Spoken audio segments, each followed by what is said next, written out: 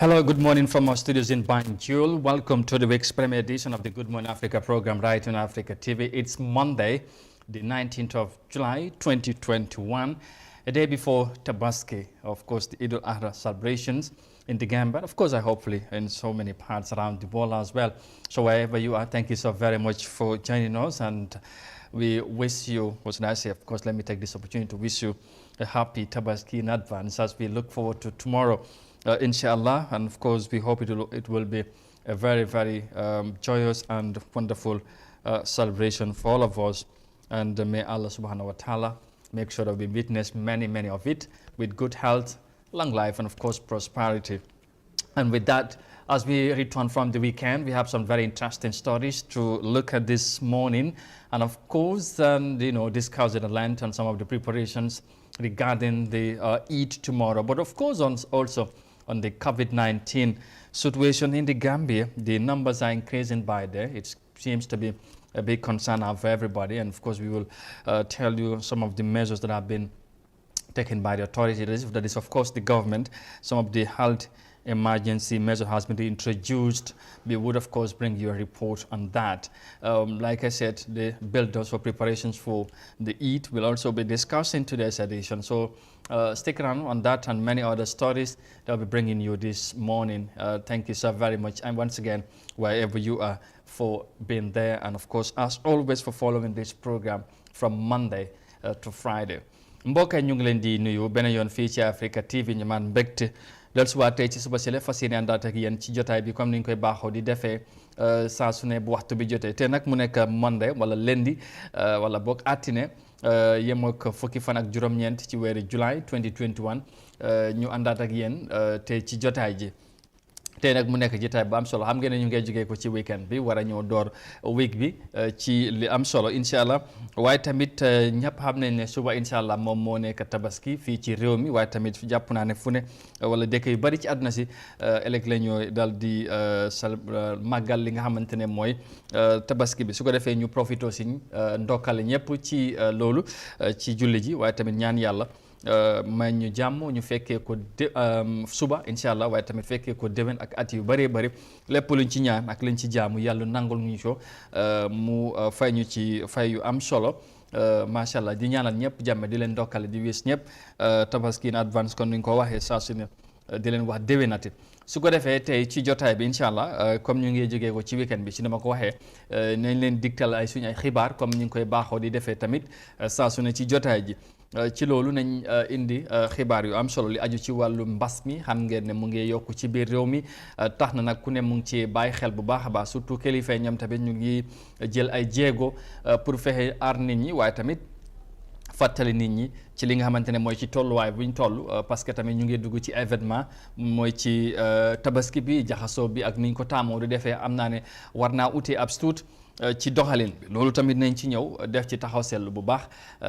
ci kanam tuuti ñu waxtaanee ko lu nay tamit nañ waxtaan li nga xamante ne waxtaay tabaski bi soxla yi ak tamit li nga xamante ne ñu bari dañ koy soxla wala gàtt gi wala boo xar yi tolluwaay bi jaay bi ak njënd mi ci réew mi xar yi seer nañ seerul ak yu mel noonu loolu tamit nañ ci ñëw ndax yëf yi incha allah suba la su ko defee nañ ci ñëwaat nañ ci toftal yeneen xibaar comme ni nga koy baaxoo defee su ko defee ñu yaatal ko bu baax a baax ñu ngi leen di gërëmaat bu baax ci ni ngeen di ànd ak ñun saa su ne di ñaanal ñëpp jàmm di leen wax déwénati beneen yoon su ko defee gannaaw loolu ñu dugg ci biir programme bi dil di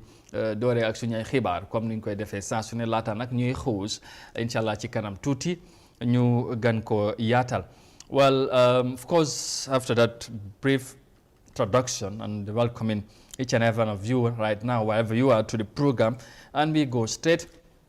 to the fourth story of the program. Now, let's begin with her story that probably you might have followed, in this frequency or whatever on Africa, because a fire outbreak has destroyed 2 houses and leaving one with nothing to recover in the aftermath of the fire in Wellingborough on Thursday afternoon. One of the fire victims believed that the fire was caused by electricity as it started in his own room. Mariama Cham has more details of that in this report.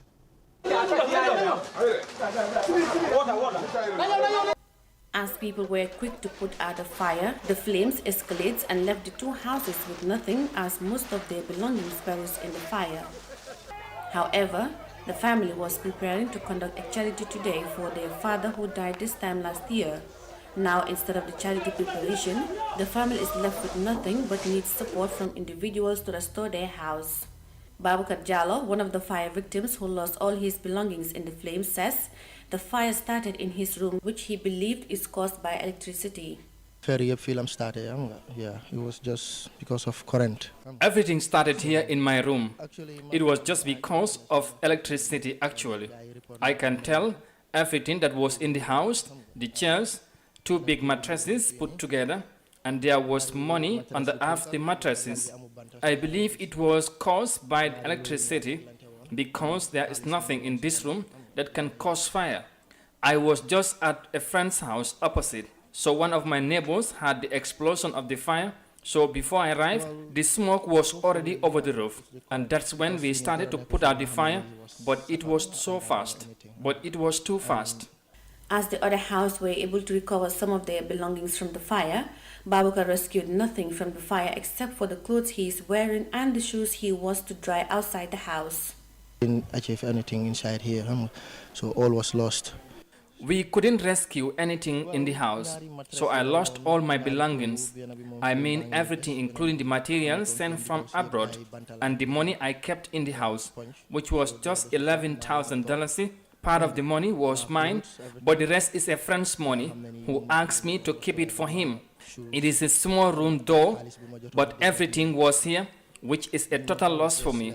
I have been staying here for the past 2 years, so whatever I have was kept in this house.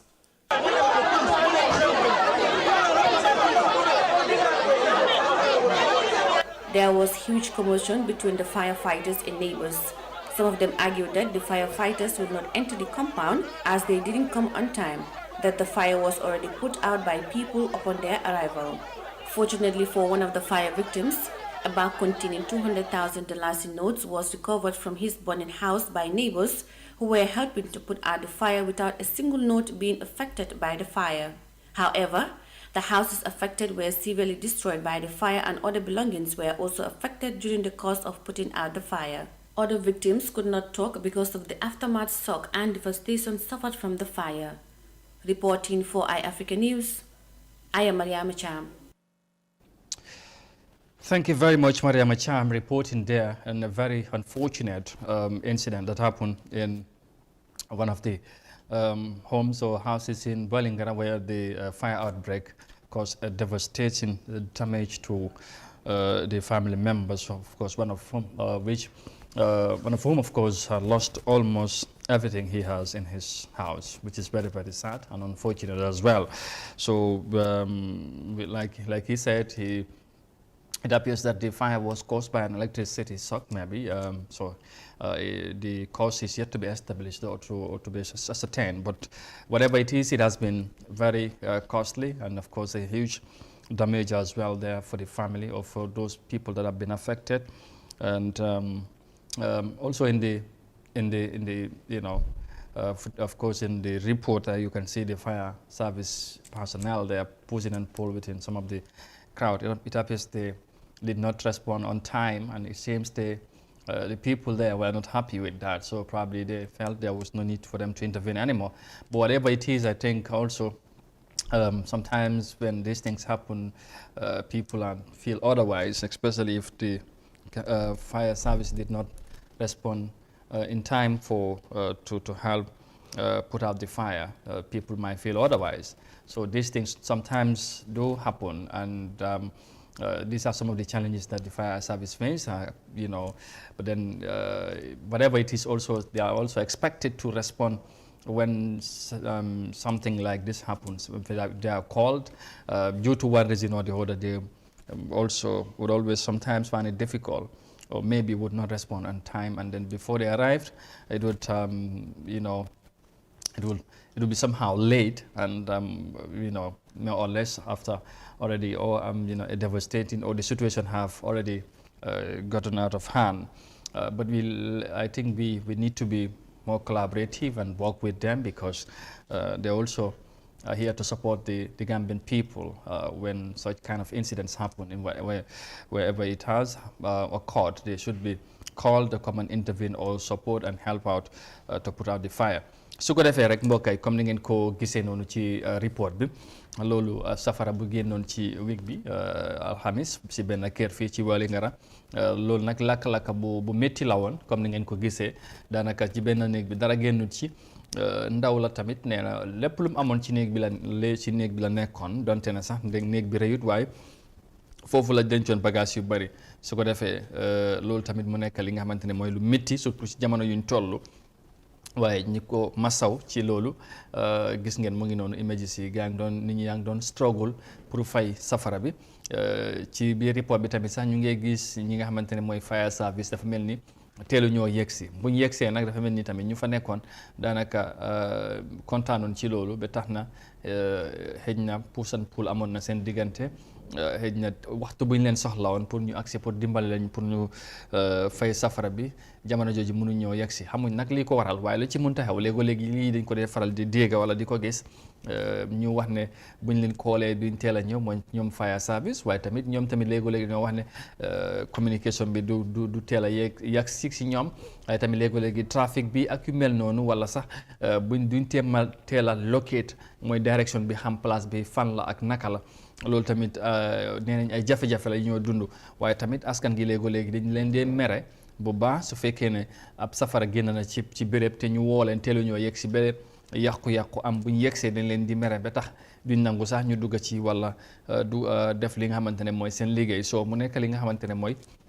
luñ mën a bàyyi xel la ci ni ñoo liggéey ak ñoom parce que tamit léegi du yomb soo leen soxlee duñ teel a yegg si ak yu mel noonu waaye li ci mënta am tamit ñu xam ne ñoom tamit seen liggéey wala seen yéene mooy foog ñu génn si wala bu ñu leen wooyee ñu ñëw jàpp ci ba dimbale ñi nga xamante ne mooy ñu yàqule wala ñu nekk si situation yu mel nii waaye su ko defee mu ngi noonu ñu wéy wax ci wàllum politique of course du ñàkk xam ngeen ne donte ne mbas mi bari na ak yeneen jafe-jafe ñu ngi ko waaye at mi tamit atum élection la ci biir réew mi su ko defee foog ñu addu ci loolu surtout nag ci li aju ci wàllum wala sax diggante APRC ak NPP depuis kañ ñu ngi cee waxati su ko defee tamit am na lu ci bees nag xëy na moo tax ñu war cee waxati su ko defee dañoo ànd ak report boobu den su ko defee ñu dellusiwaat gan cee wax ci yenn li nga xamante ne am na xew na ci diggante bi. We'll move on now from that unfortunate incident in Wellingara to something else. We'll do some politicking now because the former ruling Alliance Patriotic Reorientation and the Construction Party on Thursday held an executive meeting regarding the seizure of their assets. Among these assets, 7 vehicles have already been given back to the party by the borough administration, according to the APRC deputy spokesperson. This development appears to confirm the maturity of a coalition between the APRC and the National People's Party of President Adama Barrow. Our reporter Binta Jallo has the rest of that in the story. iAfrica TV understands that the exiled former president of the Republic of the Gambia, who is still the supreme leader of the APRC, is fully aware of his party's consultation to join with President Barrow's NPP for the December 4th presidential election. In an exclusive interview with the APRC's deputy spokesperson on Friday, Duduja explained the ongoing negotiations with the NPP regarding the assets one time under the possession of their party. So far, 7 vehicles were returned, with 3 orders on the way from the government. The softening of the grip over the assets of the former ruling party by the current government is a desperate move by the Barrow MPP to hang on to power by the end of the 5-year transitional period by the end of 2021. Mr. Jha confirmed the move as a foundation towards their possible alliance with the MPP, as each party is railing a permanent political interest. He said the issue of coalition with the NPP is not peculiar to just APRC. In fact, some of the newly formed political parties, he said, are also seeking for coalition with MPP. But whether to go into coalition with the MPP or not, the presidency will have to review the key demands from the APRC. Well, it all started with the coalition government. We've been following this since 2017 when the NPP never existed. They just came into being last year. And when they approach us, there are many political parties in this country, but the NPP has interest and see we can work with the APRC. It is our right as a party to engage any political party. And we said, wait a minute, your leader is the head of government, and the same coalition government sees our assets. So we want what was taken from us first before anything could happen. If you can fulfill that, then we see what the next stage or where the next stage will carry us. And part of these negotiations is yet to be finalized even at party level. As of yesterday, we are going to start compiling. But of course, key among those is for the former president's return. That is top priority.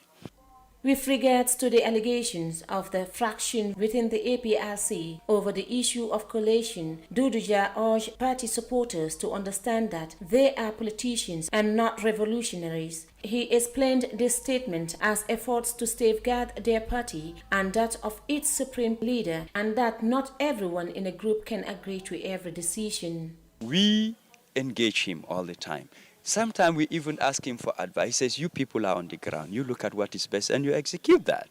You know, this is between us and him. And in certain instances, he will tell, no, I'm not saying anything on this. You people can handle it. So that's the trust he has on the executive. And wherever it's going, he's in the picture. He's aware. He's hearing it. A lot of allegations were made against the APRC Supreme Leader before the Truth, Reconciliation and Reparation Commission, whose recommendations are expected by the end of July. It is highly anticipated that former president and chief servants of his government from 1994 to 2017 will be seriously indicted by the TRRC final report. In what appears to be a countermeasure, the APRC has announced its plan for peaceful demonstration in Banjul on the 26th of July to petition the Gambia government about TRRC. For iAfrica News, Binta Jallow. All right, Binta Jallow, thank you very much for the report, as you can say. So the talks probably have begun, but nothing concluding has been concluded as of now. So between NPP and APRC, and a lot have been said about this. Like I said, between these two parties, a merger or a coalition between the APRC and NPP. So as you heard from Dudu Jade, who's the deputy spokesperson of the party, and of course negotiations are still ongoing. There isn't anything that's been confirmed yet. They're also talking to other political parties, according to what he says. So let's see what happens. It has been a long debate around these two parties as to whether they would come together, before the December presidential elections or not, whether APRC would join other political parties, maybe the GDC or any other political party.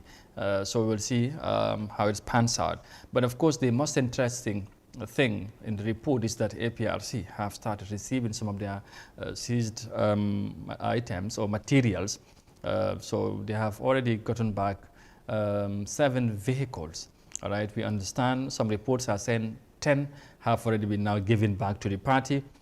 So we'll see what would happen. Of course, we'll keep following this development very closely as well, and we would, of course, not hesitate to engage the APRC as we have did with Duduja in the coming weeks or days or so, to confirm or to talk to them and know how far they have they gone on their negotiation, or should I say also in getting back on some of the materials that were seized from them by the government. And of course, why not also talk to the NPP as well, what they are offering, or how far have they gone also with negotiations with the APRC or other political parties as well ahead of the December election. So as you can see, it's interesting times ahead. As we always say, the countdown continues. There'll be more development that will be coming along the way. So we keep interacting. Tell us what you think about this. As always you do, we would be very much happy to hear from you. And more interesting moments I know will be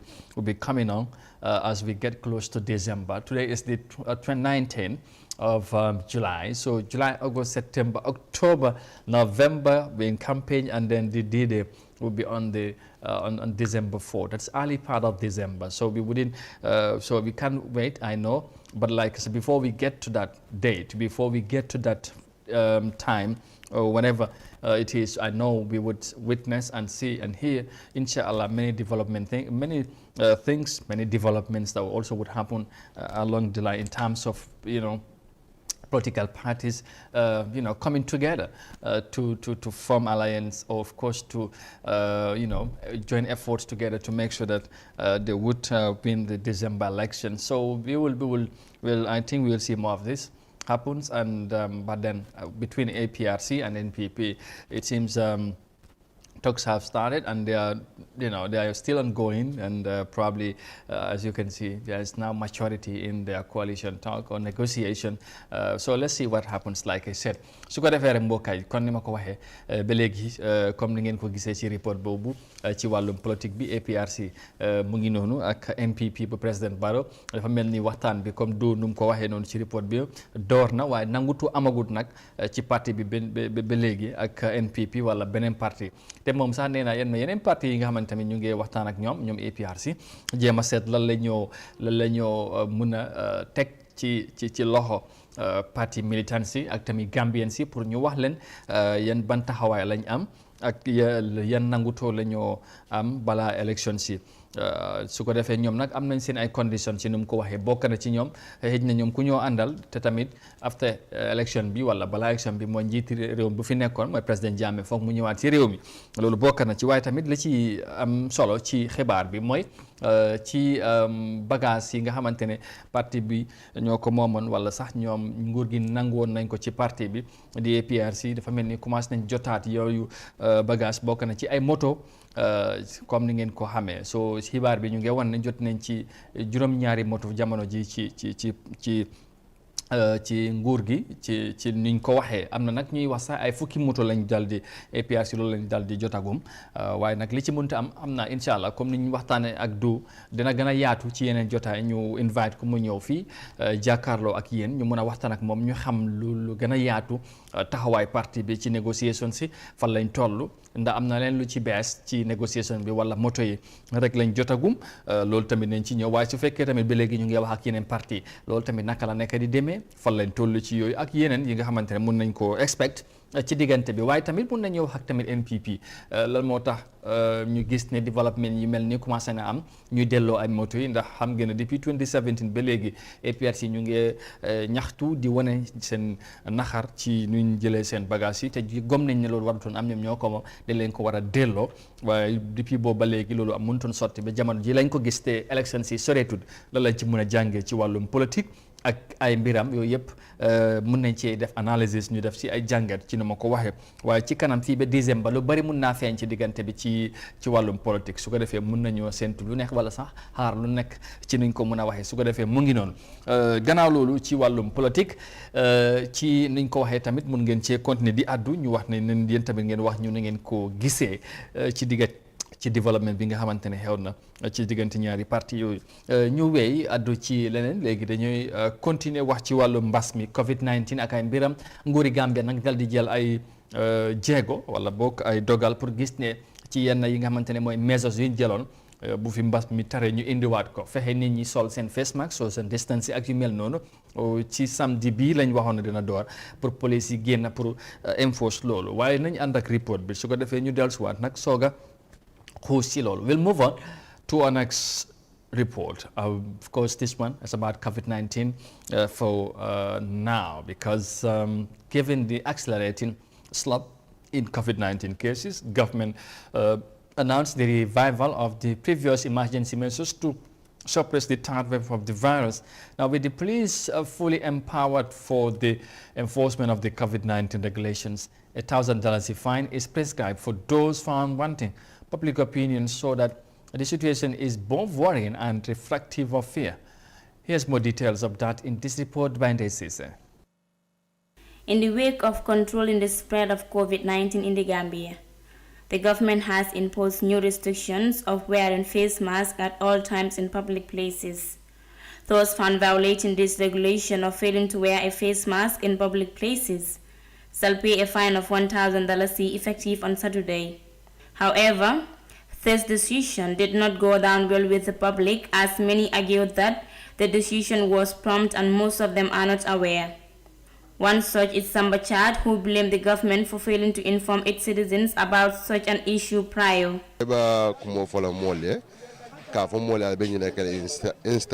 Before you ask your citizens to do something instant, you should inform them prior. Maybe in the next 2 weeks, this is what we will do, or this is what will happen, just like how they did it the last time. But just don't inform them, saying by Saturday, if anyone doesn't wear face masks, you will pay $1,000. How can you pay that when you are not even aware? The government should have informed the people prior, maybe 2 weeks, on radios or TV, so that anyone who is going out will wear a face mask. The trend and lack of trust in the existence of COVID-19 in the Gambia is still on the go. The lack of cooperation in wearing face masks by many is as a result of their doubt that the virus is in the Gambia. There is no coronavirus in the Gambia. People are dying out of hunger and not corona. A bag of rice is $1,500 and your monthly salary is not even up to $1,000. There's no virus here. People are just hungry. So let the government try to send away hunger. If this happens, the virus will disappear.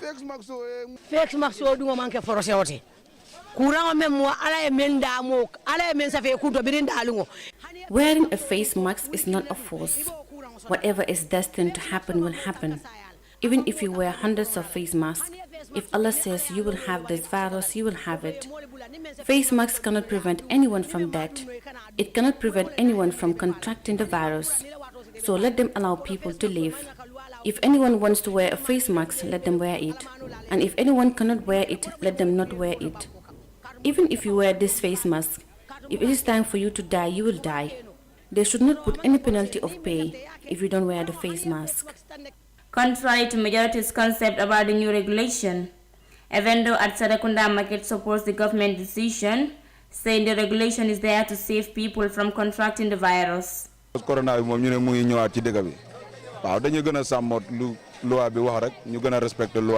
Hence, coronavirus is increasing in the country. Let's go with what the law says and respect the regulations. We should go back to wearing face masks. What the government is doing is just meant to help us from contracting the virus. So let us do whatever they say. The new regulations ordered all owners or managers of public and private premises and shops that are accessible to the public to ensure that persons entering such premises wear face masks. The recent surge in Gambia's COVID-19 cases is worrisome and calls for action. Currently, the country has recorded 6,610 COVID-19 confirmed cases, 188 deaths, and 5,991 people have recovered from the virus since March last year. Meanwhile, the Ministry of Health in a press statement said it will commence introducing the Sinopharm COVID-19 vaccine on Saturday, the 17th of July 2021. This is due to unlimited stock of the AstraZeneca vaccine in the country. Reporting for iAfrica News, I am Desise. Oh yes, interesting report there by Desise, who is our health report, if I can say, because he has been very much close following COVID-19 developments in the Gambia. And of course, of recent, the numbers has been rapidly escalating or spreading in numbers in the country. And of course, as you can hear in this report, there are divided opinion among some Gambians as to the new measures that have been taken again by the Gambia government. For some, they should have informed the Gambian people in advance, not just to jump in quickly and say by tomorrow or by Saturday everybody have to wear face masks, or else you pay this amount. But to some, we are ought to respect the rules and regulations as dictated by the authorities in a bid to make sure we are all protected by the COVID, of course, again from contracting the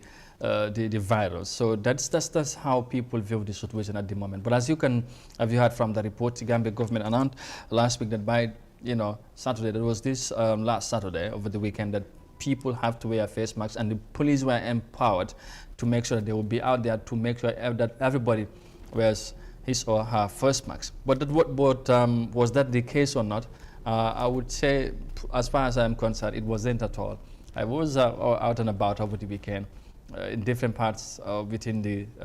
Serekunda areas, especially at the main market. I would tell you, not everybody was in fact. Majority of the people, in fact, I have to say, we are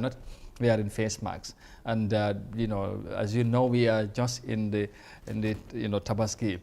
celebrations. We all know the ambience. At the market, how people used to converge at the market for the Eid preparations. So that's how people were money at the market. Of course, I saw the police there, but they were not, forcing anybody to wear face masks. So on Saturday I was there, and Sunday as well. But I mean, more or less, the situation was the same. I think the more sensitization have to be done. People need to be informed about the decisions, and but also people need to also be responsible enough to know that COVID is here, and with the new variant, the Delta variant, everybody should be worried, and everybody should be concerned as well, but equally be more responsible as well. And as much as government is advising us, all of us, to wear face masks and observe social distancing, and all that. If not, if you have found one thing, you may pay a certain amount of money. That's another thing. But before we get to that level, each and every one of us also should be more responsible. But then again, like I said, I was out and about over the weekend on Saturday and on Sunday, but people were not at all respecting the reimposed new regulations. And these people are mandated to wear face masks or pay fine. Of course, that was what was said. But was that the case? Like I said, it wasn't at all. So. Let's see what will be the next step that will be taken by the government, whether the police will be more serious now in making sure that people respect the regulations or not. Because initially, we all remember when the new measure was imposed, people respected in the early parts of that, when the government announced, if you are found not wearing face masks, you'll be you would of course be paying a certain amount of money, or a certain amount, you'll be fined, just to say. And in this case, $1,000 a fine has been prescribed for that. But so far, it has not been imposed as of now. su ko defee mu ngi noonu ay comme ni ngeen ko gisee ci report bi wàllu mbas mi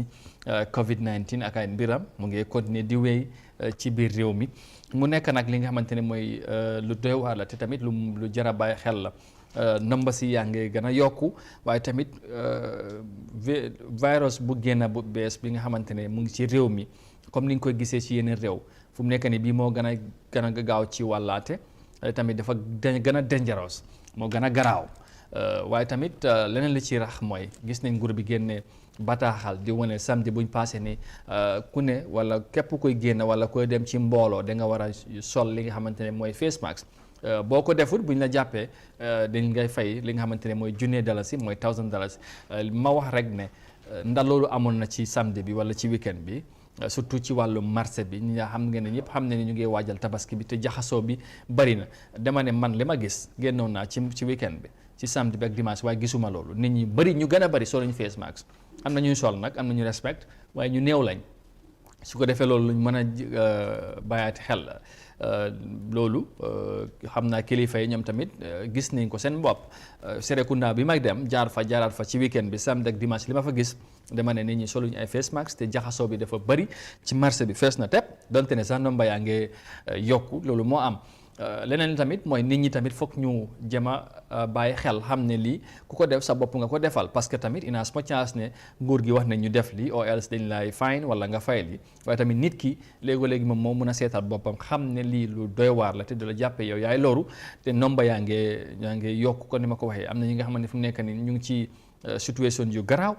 ci wàllu mbas mi so loolu tamit war nañ ko mën a bàyyi xel bu baax a baax xam naa ñu ngi waajal tabaski moto yi dem ak dikk bi yooyu yëpp waxoon nañ ne ñëpp nañ ci bàyyi xel waaye jàpp naa ne loolu tamit yëpp demewut kon ni mu war a mën a demee so yooyu yëpp nañ ci mën a bàyyi xel bu baax a baax mu ngi noonu su ko defee ñu ñaanal ñëpp jàmm daal ñëpp tabaski ak jàmm waaye nag ñu def ko tamit ak responsibility ku nekk xam ne war nga mën a taxawal sa bopp xam ne lii wàllum feebar la ak yu mel noonu ñu dem ci beneen report gannaaw bu ñu waxee ci wàllum mbas mi ñu wax ci wàllum waajtaay tabaski bi wax naa ko ci ndorte bi wàllum xar mi mais comme gars yi duñ koy waxee dañ ko soxla bu baax ci tabaski bi waaye dafa mel ni tamit njëg li dafa xala seer bu ci ñeneen ñi xëy na du ci ñëpp waaye nag am na ñu ko gisee leneen su ko defee ñu dem seeti ci jaayekaay yi ci luuma yi ak yeneen béréb yi nga xamante ne dem nañ fa am na sax fii du luuma waaye ci abattoir bi nga xamante ne mooy ci daral bi fii ci Abuko dem nañ fa si nemmeeku tolluwaay bi ak nit ñi naka lañ nekk di waajee pour jënd seen xar su ko defee mu ngi noonu. Let's move on now to our next report, and that will be, of course, would have to do with the preparation and the buying of rams and all that as far as the Eid al-Adha celebrations is concerned. Now, as the Eid al-Adha approaches, sacrificing ruminant is seen as obligatory for Muslims to perform on this auspicious day. However, this often comes with much greater difficulty because of the exorbitant price on ruminants every year. Our reporter Desis engages the ruminant sellers at Abuko Abattoir on why they charge high prices on ruminants. Here's more of that in this report. Eid al-Adha, also known as the Tobaski feast, is an important Muslim feast which reminds them of Prophet Ibrahim's obedience to Allah. Muslims worldwide celebrate the feast by sacrificing animals to show their willingness and commitment to their Creator. Speaking to some of the ruminant sellers about this year's sales, many cast blame on the foreign exchange rate as a major contributing factor to the price hike in ruminants. Wow, hari seer nañ gaay ñu ngi jàmbat affaire bi seer na torop. Rams are expensive, and this is due to the high rate of foreign exchange. Everybody is crying over high of foreign exchange. And what makes it expensive is that we are taking these rams from another country into the Gambia. If you look at the situation, what you pay when you go and also the feeding of the rams, when you bring them here, is also another issue. Because you cannot leave your ram just like that without eating or drinking. If not, when the clients come to check the rams, they will not buy it because of its size. Aside from the issue of foreign exchange, unreasonable cost in transporting these ruminants also has impacts on the traders. Wàllum transport bi dafa seer torop. Another difficulty that we face is the issue of transportation.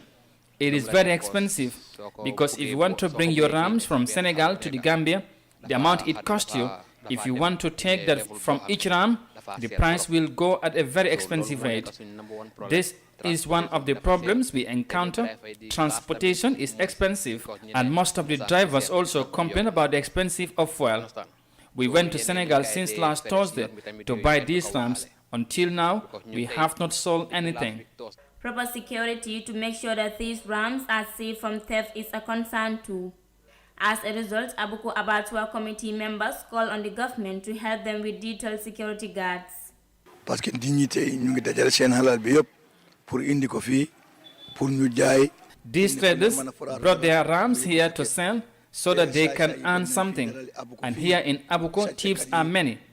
So the only appeal I will send to the government is to help us with security.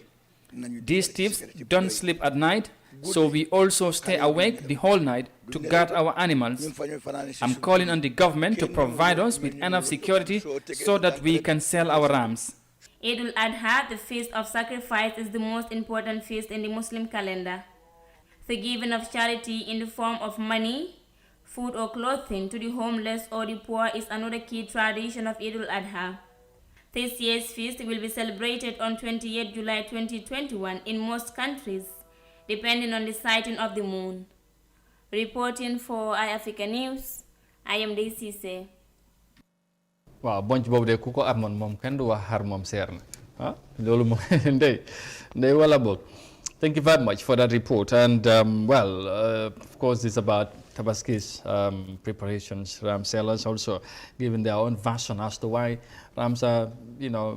expensive. As I said earlier on, we have seen exorbitant prices for, of course, when these ram sellers sell their rams, it's sometimes you feel otherwise. We see prices that you can just believe. But as you heard, they also have their reasons. Some of these ruminants, are, of course, are coming outside the Gambia, and it's not easy, like he said. Yes, government have waived tax on ram sellers and all that. But the transportation cost, but also they talk about feeding. Make sure that the rams or goats are in a very good condition, so that when customers or their clients come to buy, they would find them in a very good conditions and they would be encouraged to buy. But if not, when they come and they find them in a very, in a state of,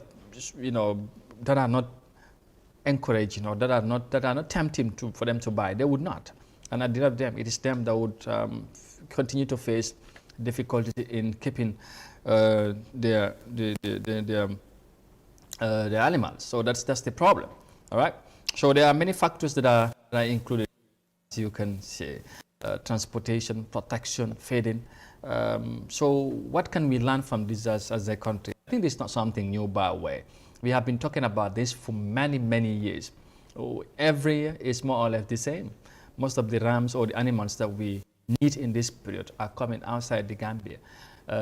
Can't we do anything as a country to make sure that we have something that we that can be enough, maybe if not enough, but can mitigate some of the challenges we faced when we get to this certain period, especially for people that are underprivileged, and that is of course the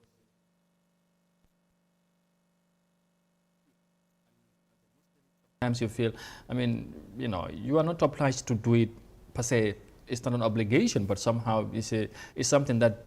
obligation if you don't have it. But sometimes you are tempted, or you want to do to make sure that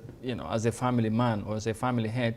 you want to make sure you provide at least one ram or goat for your family. So this is it. This is how we live on, and so we will live in our societies. But that's unfortunately it's not easy at all. su ko defee bokkay kon ni ma ko gisee rek xam naa ne nañ gën a ñëw yaatal waxtaan bi ci loolu. Njiite réew mi sax moom tamit génnoon na ci weekend bi ci wàllum xar yi ak yu mel noonu. Gis ngeen ci daral bi fale ci Abuko ñi nga xamante ne mooy jaaykat yi ñu ngi wax li tax ñu bari ñu ngi complain ne xar yi seer nañ. Of course xar seer na léegi-léeg bu ñu la waxee benn njëg ci xar da ngay wax ne kii lan lay wax. Xar yi ay 20,000 30,000. Li gën a naaw mooy ay 15,000 dem kaw. So yooyu dafa nekk lu doy waar. Léegi nag li tax mu demee na ni ñoom tamit jaaykat yi wax nañ ko ñoom nee nañ xar yu bëri wala ay gàtt yu bëri ñoo soxla du jógeekut fii ci réew mi ci biti la jóge ñu indi ko. Donte ne nguur gi tamit ñoo ne génnee taxe yi ñoo ko ñëw doo fay taxe, waaye ñoom transportation bi mooy jël ñu ngi koy jëlee ci biti indi ko fii loolu cost la. waaye tamit bu ñu indee gàtt yi foog ñu dunda ñu naan loolu tamit ñoom dañ koy fay mooy dund bi su ko defee yooyu ay mbir la. Léegi nag ñun kon niñ ko wax li nekkul lu bees lan lañ ci mun a jànge su ko defee ñu am mbégte war cee waxtaan ak suñu naataango Modou Mohamed Niang. Foog naa ne daaw tamit ñu ngi toogoon fii ñu waxtaan ci lu mel ni fekkee nañ ko ren ñu ñaan yàlla nañ ko fekkee déwén ak at yu bari ak ñi nga xamante ne yëpp ñu seetaan. Moon ña ñu wax la déwénati beneen yoon nuyu la bu baax am mbégte bokkat yow plateau bi ñu ngi wax ci wàccaay tabaski bi comme ni nga ko gisee waaye balaa ñu ci dugg rek ñu bàyyi nga nuyoo ak ñooy seetaan right now. Jërëjëf Amadou maa ngi laa nuyu di la tatagal si suba si di nuyu ñuy seetaan Eye Africa TV. ñooñu am na ñu ne si réew mi ak si bitim réew yëpp ñu ngi leen di nuyu ñi si bitim réew xam naa seen xel si yëpp si réew mi. leen woon na jàmm rek moo fi am di leen nuyu bu baax di leen ziare di leen ñaanal lu ñu uti yàlla yombalu leen ko ba ñu del si njaboot gi. Amiin. Am mbégte bu baax àndaat ak yow si jotaay bi di Good Morning Africa nga xam ne gars yi dañ si dee taataane seen xibaar yu wér te wóor. Absolument dëgg waaw wax nga dëgg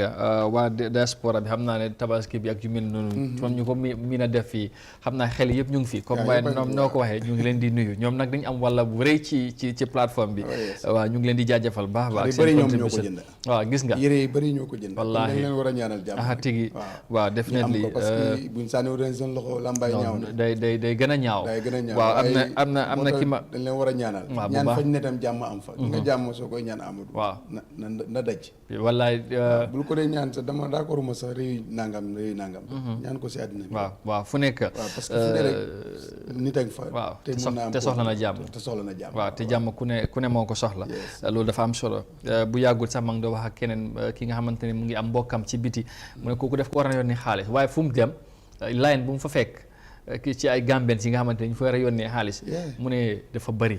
nguur gi waroon na di ko xayma parce que loolu waaw surtout waaw definitely surtout ci jamono période bii nii rek waaw jóge kon tam waaw definitely suñ ko doon xayma tey soo gisoon dépense li ñuy dépense julli bi buñ ko doon xayma mun ngaa wax ne 95% bi yëpp mu ngi jógee si biti waaw loolu doomi Gambien si nekk si ñoo ko defal seen famille ak ñeneen ñu ñoo dimbale ak yooyu so loolu lu am solo la moo tax da leen di ñaanal waaw moo tax xeet seeraay xar yu ñoo wax ni ñoom sax tamit ñoom ñoo cee gën a sonn parce que lu bëri ñoom ñoo koy yónnee jënd xar mi yére yi ak dund bi ci kër bi yu bëri si foofu lay jógee ñu defaat benn jàngat rek mooy seeraay xar yi dégg nga ñuy teefanke yi wala jaaykat yi ñoom tamit wax nañ seen ay ci ñu ñoo dundee ñoom tamit mbir yi ci weekend balaa ñoo ñëw ci lu xew ci abu ko président bi demoon na fa waaye seeraay xar yi at mu nekk ñu koo joytu est-ce que ñun saafara war naa mun a am ci yu mel nii waaw saafara nag war naa am waaye bindaguñ ko c'est bu ko su liy génnee lii Amadou foog bu ko su liy problème bi mooy ne xar ñi koy yar dañ ko yar te lu ñu amee mooy aala leen amee ak ay lekk ak yooyu noonu soo lii problème bi mooy ne fekk defu ñu ñooñu bàyyi foofu ñuy jëgaani ko loolu foog mu am lii problème bi fii xar Sénégal am nañ xar de bot dañ dee dem Mali Mauritanie bot su ñoom foofu su amul rek ñun fii problème la moo nekk so donc suñu amee foofu si la soblaay bi di dore mun nañu wax ne sax xari Sénégal yi xari Sénégal bi la ñun ñu ne ñoom ñu bëggoo 95% bi yëpp Gambie yëpp foofu lay jógee soo moo tax ñoom daanaka jaru sax ñuy wax xari Sénégal bi soo moo tax foog amul sa coppeeku war na fee am si réew mi fii beneen 5 years buy ñëw ku fee ñëw toog dafa war a si lu bari la war a liggéey amul mbiri jur gi daf si war a taxaw bu baax a baax war neen mun a am projet gi foog mu génne ñi dem si dëkki kaw gi sampal leen néegi xari fexe indi leen xar ñu koo yar bu njëkka dañ doon yar waaye bu famille ñoo doon famille bu nekk daf doon yar man musuma remember fu suma papa dem jënd tabaski waaw loolu balaa tabaski fekk xar bi mag na beneen bi fekk am na bu juddu so loolu leen gisoon so xëy na jamono soppeeku na pour nga yar fii dafa problème waaye foog mu nekk projet bu nga xam ne dafa am foo koy mun a yeew foo xam ne nii dina koofa bu nga xam ne sàcc du ko gaaw a am waaye nu bu bëree si ob bi si lay gën a baax a amatu foog ñu investi pour door a mun a am loolu business secteur bi itam foog ñooñu comme ni ñu war a defee si investir si mbay mi war nañ koo mun a investir si loolu poultry si itam dañ si war a xar suñu tànki tubéy amul gis nga am na nu ñu si jàppee rek dinañ bàyyi order lex yi ñuy order bu ko Sénégal lex yi du fa dugg waaw soo ko jëlee Farafeñe sax bu ko dugal foofu bu la jàppee c'est problème ñaari càmmoñ yi waaw ñaari càmmoñ yooyu soo ñoom am nañ ful ganaar bi soo loolu yëpp dañ ko strobul amul foog réew yi foog nguur yi jéem a bàyyi seen xel si loolu yëfi poultry bi ñu investi bu baax a baax si komba gi outside pour loolu maybe 2 years rek dina métti nag waaye 2 years rek bu yooyu màggee rek da nga gis ne du ñu order lex lu bari dina fi faral di am si réew mi xar itam foog ñu yar suñu yaree 50% ñu jëli ko yomb dina am waaye exactly parce que tamit li ma bëgg a wax sànq yaa ngi wax point bu am solo ci wàllum bi nga doon màgg ñun yëpp ci loolu la bu ñoo màgg mooy ci jamono jooju kër boo dem da nga am xar wala béy bi nga xamante dafa mag bu tabaski jotee amul jënd da ngay dem ci li nga xamante ne mooy ci kër bi foofu dina am. ci gétt gi ñu exactly ci gétt bi ñoo jël benn rek. jëfandikoo ko. waaw te loolu dafa mel ni loolu sax système boobu ci kaw gi sax. yes dafa mel ni loolu tamit dafa raar léegi. dafa raar. jafe-jafe dafa raar foofu parce que lii problème bi sàcce itam bàyyiwul si nit ñi. waaw loolu mooy problème bi. moo tax foog projet moo mun a seetu loolu amul nga am ne gàtt yooyu dootuñu nit ñi dem dafa nekk si urmbal bu ñu leen teg. pour kooku tam xam ne lii liggéeyam la ëllëg mu mun see bénéfice foog mu nekk projet foog mu nekk liggéey foog ñu am nga bu njëkka kooku daf ko dañ yow si kër gi faalewu ko mu ngee dem toppatoo toolam ak yooyu noonu bay bu si amee soxla fekk am na bu màgga gaa am na fa ba léegi waaye mënatul noonu waaye léegi nag su am fekkee am na projet yi nga xam ne làkk neen place bu rëy mu am sécurité boo xam ne ni benn sàcc du fa dugg yàqu ko ku nekk war a yar foofu noonu Amadou léegi su boobaa nit ki dafa xam boo moytu sax dina bàyyi liggéey yu bëri yi mu doon def continuer yar loolu noonu su tabaski jotee dafa fekk kii bu yaree lu bari kii yar lu bari suñ génnee rek dafaa nekk lu yomb loolu dafa war a am si jur gi moo tax ma ne dañu war a nekk si askan bi war neen laajte sax ministre bu nga xam ne jur gi rek la moo responsable ak càmm gi su fekkee du responsable dara jur gi ak càmm gi kooku nag mooy am projet bu nga xam ne loolu mooy yes waaw fii moom ministre of agriculture moom mooy yore lii waaye li nga wax tamit loolu lu am solo donte ne nag am na ñuy jot sax su ministre yi dañu bëri war nañ ko wàññi yu ñu am waaye lu nga wax ni bi ko Sénégal la moo fa nekk ki nga xamante ministre of de élevage xaw ma loolu lañ koy wax kooku bu jamono bi dafay xawma ñaata gàtt la Sénégal soxla ñaata moo nekk ci biir réew mi ñaata la ñu jëlee ci biti waaye tamit dafay wër dalal bu nekk mu dem mu seet yàlla ñooy dund jafe-jafe ci wàllum sécurité mu liggéey ci comme dañuy liggéey guddi courant mu fexe loolu mu am ndox am ci ñoom tamit ñu nekk ci nekkin bi nga xamante ne mooy nekkin bu am solo loolu daf leen di dimbale jaaykat yi tamit wala jëndkat yi bu ñëwee da nga fekk place bi dafa nekk place bu am solo waaye tamit njëg li dina ci wàññeeku wala bu ko su boobaa ministre yi bu amee organise am ak moom lu moo jël di teg ci kaw loolu ak bàyyi xel gu nga koo bàyyi xel da ngaa gis ne balaa Tabaski sax bu ñu xamee lu askan bi soxla lu ñu yar ci biir réew mi dañoo teel a dem jëli loolu ñëw teg ko fekk tam ñu gën a modélise abuko gi gën koo defar làkk yi nga xam ne nii foofu si boppam rek war nañ fa mën a yar lu bëree bëri abuko bi soo bu ko foofu yaatu na soo moo tax foog ñu am ministre bu responsable loolu bu ko wàllu mbay loolu yenn boobu rek dafa doy si benn ministre parce que boobu mooy machine dëkk bi soo boobu waruñ koo booleeg leneen beneen ministre yi muy am beneen jaxaso bu mbéy mi suñ ko mënoon a dénk ñaari ministre sa def ko waxantuma la ak benn boobu beneen ministre dina ko responsable waaye jur gi bu ko nit ñi foog ñu jëfandikoo jur moo tax loolu askan bi nag ñu bàyyi nañ si xel bu baax te nguur yi war nañ si bàyyi seen xel pour ñu gis ne am na ministre bu nga xam ne responsabilité mooy mbiru jur gi nag dafaa dem ba si poultry si everything il faut que Amadou investi loolu pour nen bi dootuñ ko ooda ganaar bi dootuñ ko ooda fekk yar nañ ko fii lekk yi am ñu koy ooda wala ñu am sa factory bi fii mu koo defar xar yi ñoo yar am na lu nga xam ne seen lekk am na machine yu koo defar foog ñu investi loolu am fii ba nga xam ne nii kos bu mu kos dina wàññeeku dangaa dem bu fekkee factory bi abu ko la nekk nga dem jënd ko saako bi ñëw ku nekk yar Amadou su boobaa yar nga gis si sa boppa ñëppay yar bu ko Gambie fii toppandoor rek leen mun soo fi defoon business bu nga dafa am dara léegi tey nit ñi ñëpp dugg si mbiri xar yi parce que léegi lu am solo toppandoor moom dañ ci aaye waaye xalaat pour nafar dala innovation pour ñu man loolu laa dee wax Gambie ñun loolu na responsabilité nguur la waaw dañu innové tout jékki-jékki rek nga xalaat pour invest dara loolu yombul ñu lu gën a mooy toppandoor nii dafay door dara rek ñëpp topp ci gisoo sax yar xar bariwul doon yaa ngi gis temps yi ñu bëri ñi ngay yar xar ñu bëri ñi ngi fii dañoo jënd lu ma 10 xar bàyyi ko op muy lekk ngooñ bu time bi jotee ñu indi ko after julli rek balaa tam xaret jëndaat neen yeneen yóbbu ko soo amul bu téeméeri junne di defee loolu dañ ko war a bari bu téeméeri junne di defee loolu loo foog 50% la ñoo soxla si biir léegi nag su nekkee am na ministre bu ko responsable xam lu réew mi soxla dooleel ñooñu xayma lu fi ne dañoo mën a xam lu ñu soxla si biti su boobaa dafaa yomb amul waaye foog ñu bàyyi xel si loolu waaye yow foo ko bàyyi xel rek jéggaani du mos a yomb ok ñu wax ci ba léegi ci loolu parce que ci weekend bi foog naa samedi président bi demoon na moom ci boppam abu ko jënd na fa ay xar xam naa ne gis na béréb bi nu mel xam na njëg li yaa ngi fa woon lan lañ mën a jàpp wala nga mën nga ñëw wax ci loolu waaw absolument président moom moo dugal boppam si biir daral gi de waaw mu dem dugal boppam dugg na am nga daral gi tali bi dafa xaaj am na lef am na rey si beneen bi la njëkkee si main doo bi dugg na foofu waxtaan na ak borom xar yi boobu mooy doon waxanteel boppam de kenn amul protocole waaw moom oo ko jëlu rek nga doon dégg nag mu yëpp maadum te démb moom dafa dellu cosaan moom parce que nag nee na nag du président Adama Barrow moo ñëw ak family man borom njaboot moo ñëw ut si xar ak Adama Barrow soo foofu waaye nag feeñ na si nag parce que dafa waxante de jëndul ay comme big man yoo ne maa ngi amee xaalis si wala si rek non dafa waxante ba tëdd si suuf comme yow Amadou boo demee jëndi parce que nag xam na bagage bu ko foofu noonu yàgg na faa dem jëndi waaye fekk bu ren bi wala bu daa utee naag bu mu fa daan dem moo tax ñi ñu fa fekka because ñun always ñu ngi si gannaaw di bàyyi réaction action bi lan lañ nekk di jàngat ñu ngi doon wax lu bari ñun den kontaan si lu mu def lu mu wàccee boppam dugg si biir daral gi di mbëkkante xar yi ak béy yi di waxante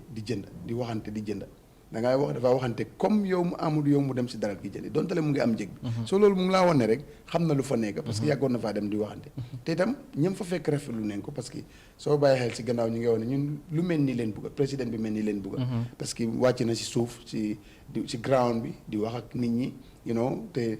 gisuñ xaraasuñ fa kenn defuñ fa loolu moom defe na li laa dégg nit ñi ñuy wax si gannaaw soo xamee ne romb na ñu laa dégg nit ñi ñi nga wax loolu waa abu koy ñoo ko doon wax soo loolu nekk na lu nga xam ne ni du man maa ko wax lañ fa dégg ñu wax ko loolu suñ fa déggoon la ne ni loolu ñu wax rafetlu neen demam bi foofu ak nu mu wàccee boppam dugg si biir waxante yónniwul kenn amul protocole waxante bi non mooy waxante ak boppam bu ko neexoon mu toogee State House mu ne gars yi yi lu mu soxla rek bagaas yi ñëw waaw waaye dafa dem di waxante xar yi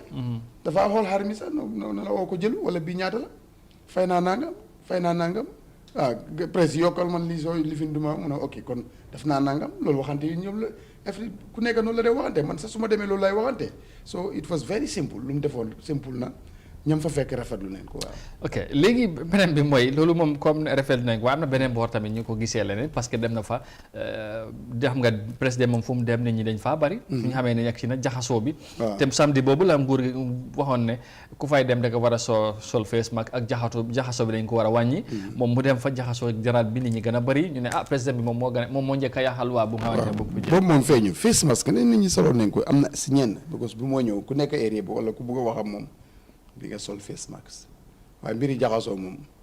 boobu moom si biir réew mi foog naa ne ak fileeg lu des dixième ku ko fi bëgg a indi di nga indi problème. déet loolu moom seewuñu tey fileeg dixième ñoom ñoo ko gën a soxla jaxasoo fileeg dixième Amadou foog jaxasoo am foog dajaloo am bu ko ku dajalewul nit ñi ma gis. waaye mbas mi tamit mu ngi fi de. mbas mi de kanaa ñu mbas ko rek. waaye jaxasoo moom Amadou si loolu bu la leeree muy sa jàmm ne bu taxaw na nee bii gaa yi ngi fi xam nga li tax gars yi di wax parce que moom dañu waxoon ne fu mbooloo bari kuñ fa gis soluloo face mask da nga fay $1000 maa ngi ko doon wax sànq rek samedi bi demoon naa ci marché bi jaw romb naa fa ak dimanche yëpp waaye li ma fa gis nuróowul sax ak lu mel noonu ñi fa ëpp kenn solul face mask jaxasoo bi mu ngi mel ni pulle ak mal la waaye léegi ma ne loolu nag bu fekkee ne moom dem na tamit abu ko te yow ni nga nit ñi jaxasoo am na te ñëw nekku tamit ñëpp ñoo sol mask bi image yi tamit ñi gis nañ ko léegi nag bu fekkee ne moom ministre bi génne statement de police bi war a doxal loolu mu dem ci abuko bi donte ne lu mu def ba gaa rafet nañ ko loolu tamit dafa mel ni moom moo njëkk a yàq sarta bi foofu la moom sarta bi xatte nañ ko waaw parce que jaxasoo moom already am na already waaye su fa ñëwutoon sax jaxasoo mu ngi fa fi moo romb jaxasoo mu ngi fa fa mu jëm jaxasoo mu fa buy dem sax jaxasoo bu ko mënul ñàkk léegi loolu mënuñ koo aaye kanaa ñi dellu sa nañ nekk lockdown te loolu kenn ñaanu ko yàlla si réew mi jamono yi waaw face mask ñu ko jegee moom di nga ko sol spécial presse bi nga xam ne dañ doon wax ak moom bàyyi fos di nga weer li nga xam ne mooy face mask waaw xam naa daal li si des rek mooy ñaax askan bi te xam ne responsabilité ku nekk la pour yow nga jéem a sàmm sa kaaraange sàmm sa wér-gu-yaram pour sàmmal ko keneen dem loolu responsabilité bu nekk fokk ñu jël loolu ñaaxee ko askan bi noonu waaye ay $1000 yi gëwuma ne loi boobu dina war a mën a dem fii si réew parce que man ci weekend bi dem may romb si marché bi gis naa police yi ñëw taxaw ci digg spécial ci main junction bi waaye xam naa dañ ñëw ñu wàcc ñu gis nit ñi gis ne fii ñu solut boo fi laa mënuloo fi laal kenn te bàyyi ñëpp du sotti xalaatuñ ko sax daaw la si lañ fa taxaw ba yàgg bu ma ñëwaat fekkaatuma leen fa sax daaw la corona bi gën a garaaw te terewul marché Serekunda mu ngi jaxasoo woon fii la doon toog di ko waxantoo waaw xëy na sax moment bu ñu nekk nii non pour ñu apply loolu dina ma jaaxal trop foog ñu yaar after tabaski yooyu noonu waaye li si gën a important mooy wax ak askan bi not ay loi yu diis ak yooyu waaye tey suñu demee ba toog ñu ne tey ñu ëpp fukki nit ñu ngi si ay accident yi nga xamante ne mooy bu ñu nokki sax problème nomba yaa ngi gën a yokku te tamit kon ne ma ko wax façon mbas mu fi nekk ñu variant bi mooy dafa doy waar nu moo tasaaroo si àdduna si kenn xamut te gis nga tey Sénégal dem nañ ba wàññi sax seen dem ak dikk bi si nuñ ko daan defee te lu xew Sénégal waxatum xamal ne fii la jub si ndax bu fanaan waaw te loolu tey ñu gis ne ñu ngi am moo li nga xamante ne amuñ ko woon sax bu njëlbeen more than 1000 cases a day Sénégal loolu lay nekk di register te buñ moytu foofu lañ jëm si te Macky wax na leen bu fekkee ne gars yi respecté fi dafay ñëw defaat lockdown bu Sénégalais lockee down xam na ne lockdown bi fii la jëm si kay waaw te loolu nit ñi war nañ cee bàyyi xel donte ne ñi am na ñi nga xamante ne gumuñ ba léegi ne mbas mi moom fi loolu moom loolu la yàlla dogal ñu bëri gëm ko li ñu war a mooy fokk ñu delloowaat di wax ak askan bi di leen ñaax wane ne mbas mi nag xamat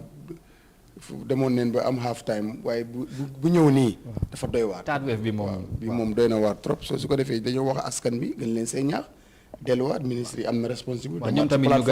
ñu gën a wax nag parce que ministre bi lu ñu gisagum doyul xel toog rek binda bataaxal sànni ko ci ngelaw gi noonu rek nga génn wax loolu doyul foog ñu communiquer ak nit ñi dem si plateforme si wax ak nit ñi ay nit leen boo waxee dinañ ko dégg ñu bàyyi ko xel waaye yow sa dëkk rek sànni benn loi bu rëy si nit ñi ñu bëri sax den ne noonu ñoom xalaatuñ ko sax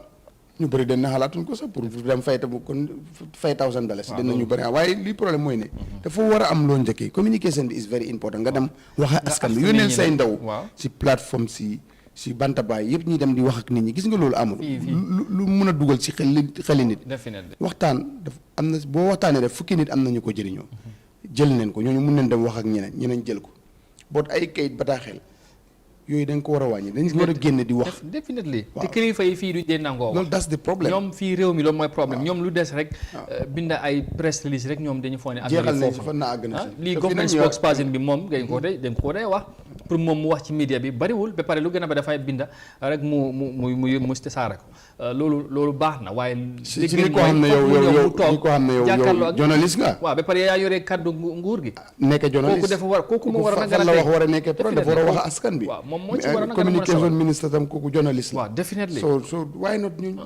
wax health ministre bi plateau bu nekk waroon na fa mën a dem yéen bu ñu ko gisee dañoo xam ne lii lu serious la waaw waaye du moom du directeur mi sax léegi pour nga jot leen du yomb te loolu ñu bëgg a gomloo nit ñi ne situation bi dafa garaaw duñ ko gom su boobaa nit ñi du leen gom da war a dem si plateforme radio ak télévision yi fi nekk nit ñi dinañ leen déglu parce que am na ku nga xam ne bu ko dégloo dem wax ak njabootam dinañ topp loolu waaye du ay génne kayit rek sànni bataaxal non dafa am lu ko war a jiitu mooy waxtaan bi waaw parce que mënuloo xëy rek jàpp réew mi yëpp loolu mënul nekk